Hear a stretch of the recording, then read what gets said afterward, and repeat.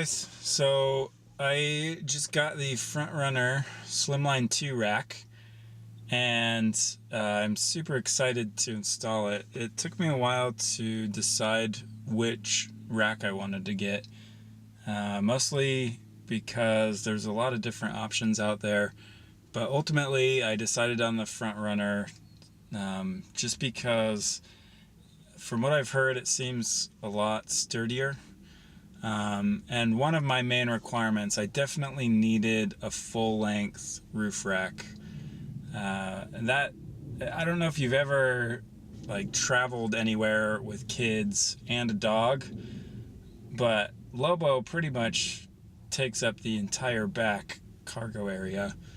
And then with kids, every time you go anywhere with kids, even if it's overnight, it's like going to the moon. You have to pack everything you own. So there just wasn't a whole lot of room inside the car for big stuff. Like if we needed to bring a stroller and the little travel pack and plays or cribs or whatever, there's just absolutely no room for that. So in order to bring Lobo and the kids and everybody and all of our stuff, we needed a roof rack. I have my rooftop tent that I will soon be installing on it, and most of the 3/4 length, I just wouldn't have enough room, so I definitely needed a full length roof rack.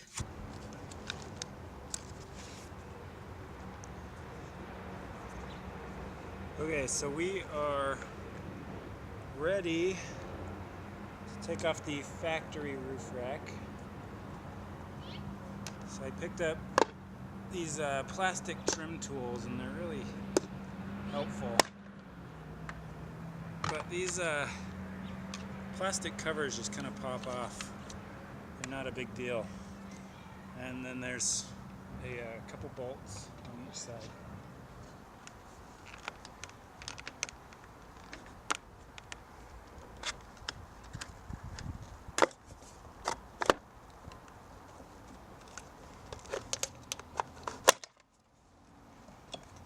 And then you basically just use a 12mm socket to get these guys off.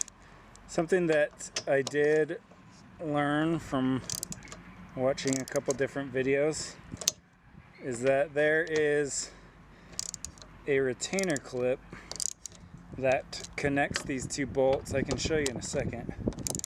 But you basically want to undo a little bit on each side at a time to prevent the clip. Sometimes the clip can fall down inside and you have to take down the whole headliner to get it back, and I don't really want to deal with that.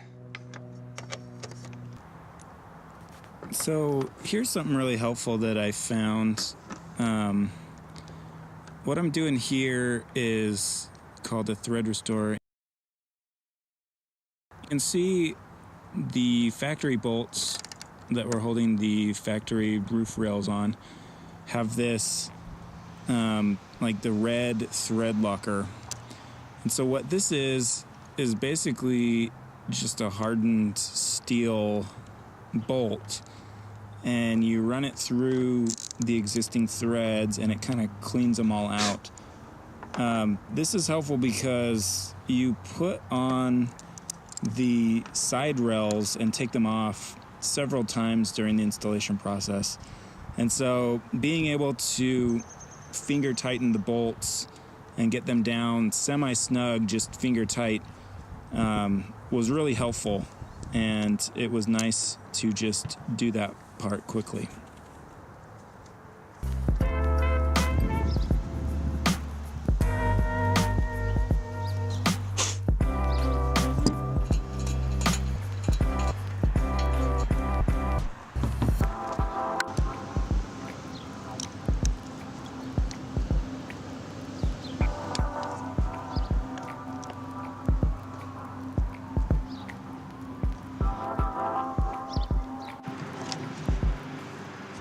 So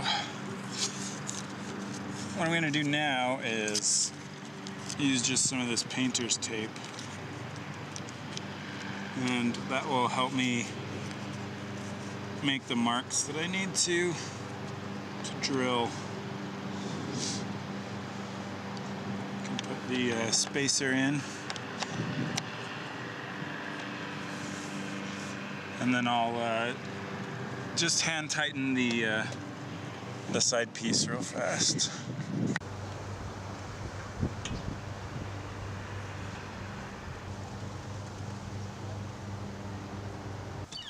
Okay, should we drill some holes now?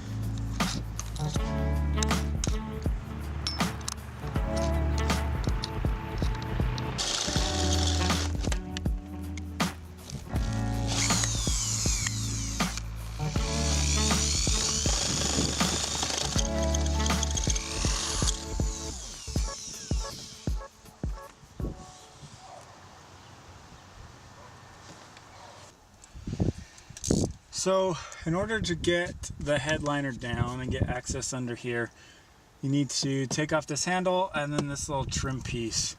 On the driver's side, there's just a 10mm bolt behind this airbag little cover.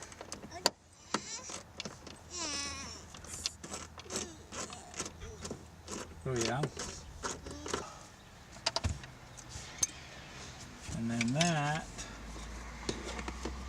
should just pop off.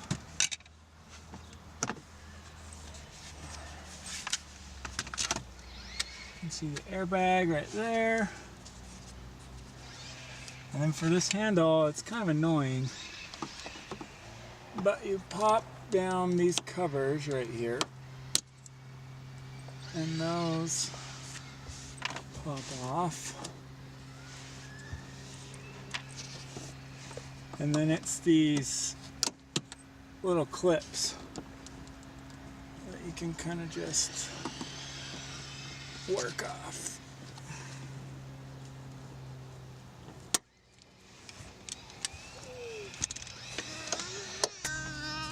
And then you can kind of just pull the sunroof down like that. And then we can have access. And I'm actually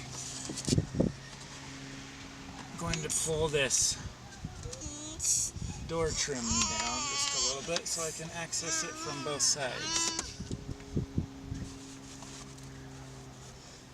And I will go ahead and vacuum.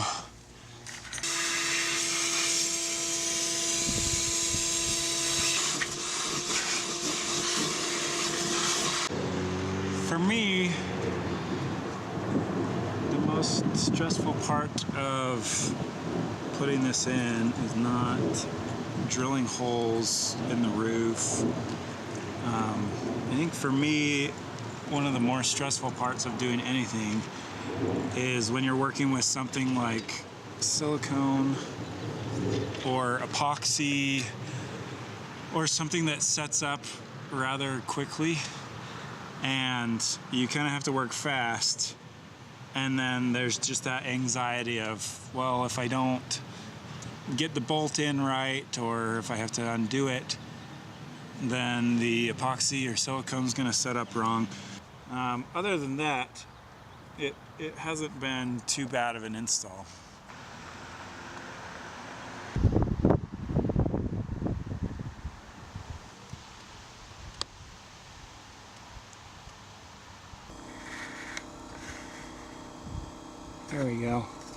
So right up there are the bolts for the front of the roof rack.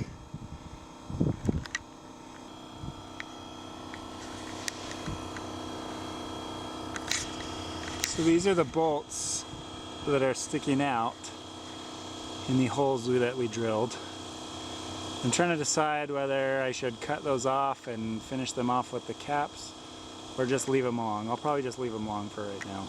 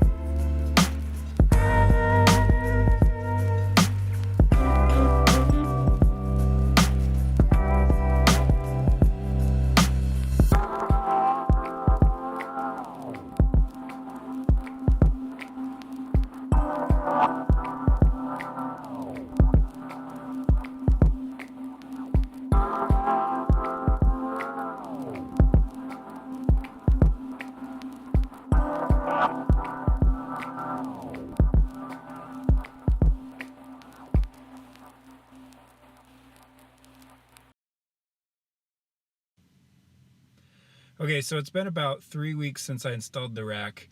I had a bunch of extra footage of like installing the side rails, installing the main rack part, but somehow it got corrupted and I had to format my memory card, so I lost a bunch of it. The good news is that for the most part it was fairly simple to install. You basically just put the side rails on and then put the main rack on, and then it just uses some nuts and bolts.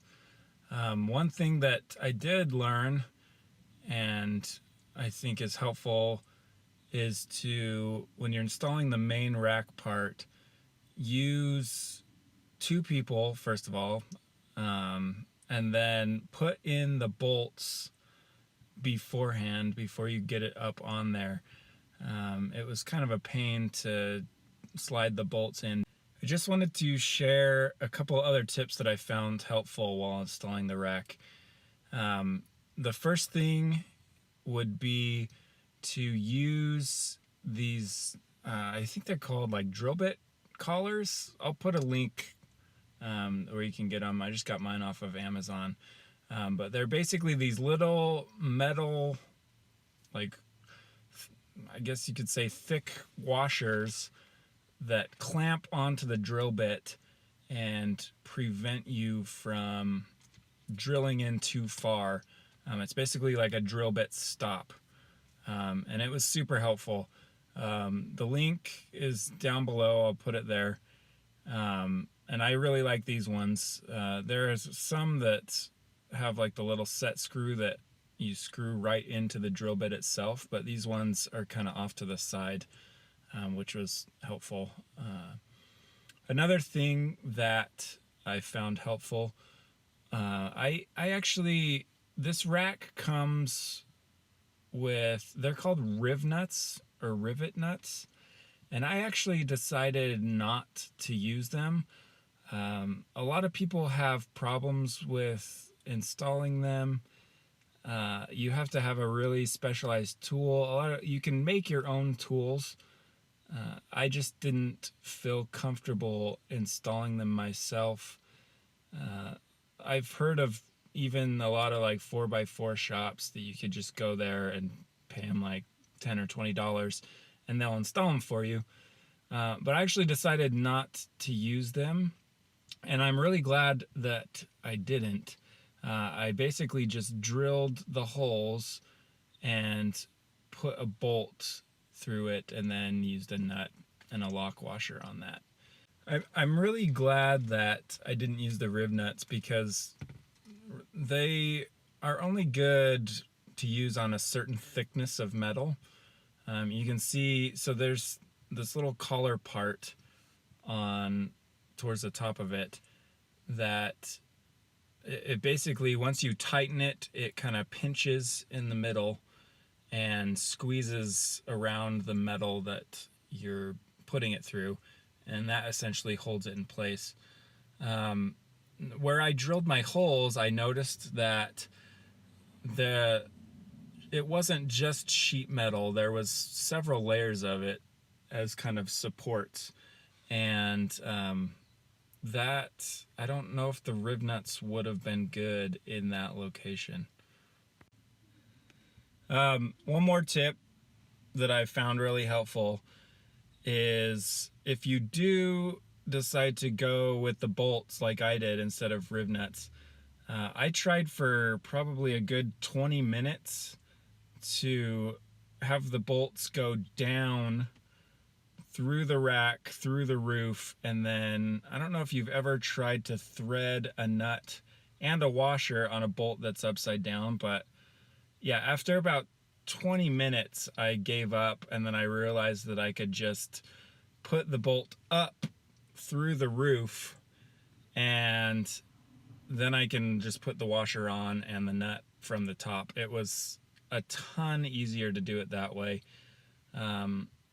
I still, like I said before, I don't know if I'm going to trim the bolts off or just leave them. They're still left right now, and it seems to be working fine so far. We've also had several pretty good rainstorms, and I've washed the car since. It seems to be holding up, no leaks, and everything looks fine. So yeah, I hope you enjoyed the video. If you have any installation questions or questions about my setup, leave me a comment below, and thanks for watching.